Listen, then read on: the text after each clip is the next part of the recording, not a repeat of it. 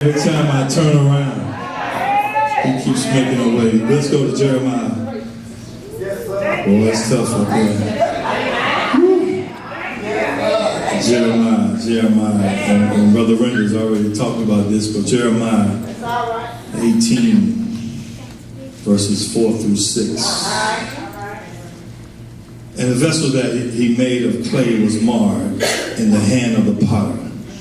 So he made it again another vessel, as seemed to good to the potter to make it. Then the word of the Lord came to me, saying, O house of Israel, can I not do with you as this potter?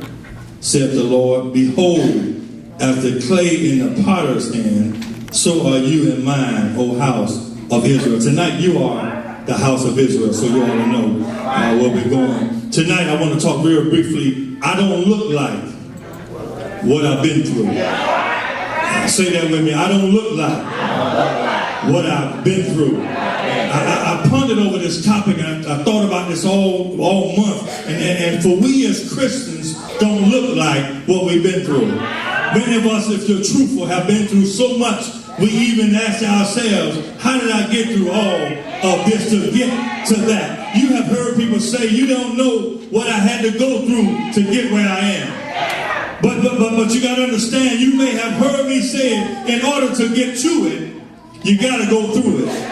When you look at me tonight, what you see is the finished product of what I've been through. But if you think for a moment what I had to go through to get where I am, you would understand that we as Christians must go through. Tell somebody, I don't look like what I've been through. See, you got to understand that here tonight what we're talking about is when you were out there in the world of sin and you thought you was looking sharp, as Brother Dennis said, getting ready for that date, but you thought you was looking good, but you were just beat up and battered. But now you call on Jesus who have fixed you up. Well, my brothers and my sisters, when you gave your life to Christ, God's going to take you through something for a new you. If you want to be anointed to be used by God, here's what you got to understand. This is a process and a breakdown.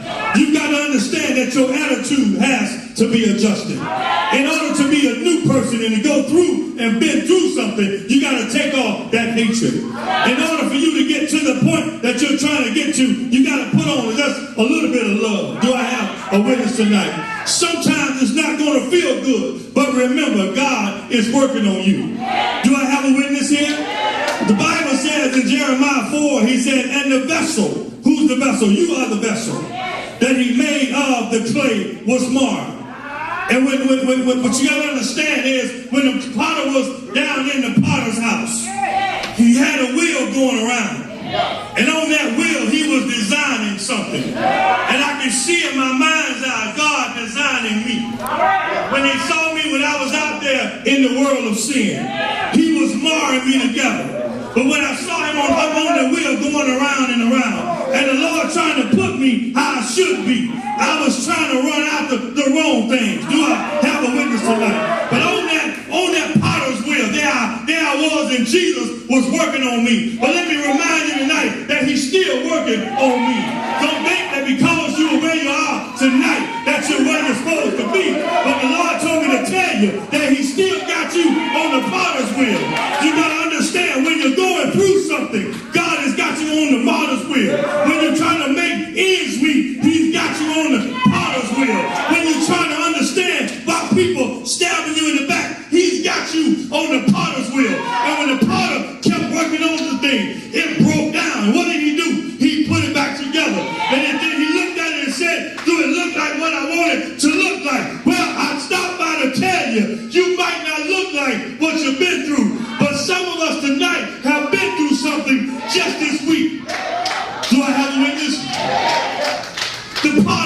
The potter, he takes, and you better understand it. You know, some of us had ceramics back in the day, and they had a little wheel going around and around, and you put some clay on it, and you know how clay is. You got to keep putting some water on it, and keep putting some water to smooth it out. But see, what he's done is he's taking you on that wheel and he's smoothing you out when you start talking about people. He's smoothing you out when you backstabbing folks. He's smoothing you out when you're talking about everybody but somebody.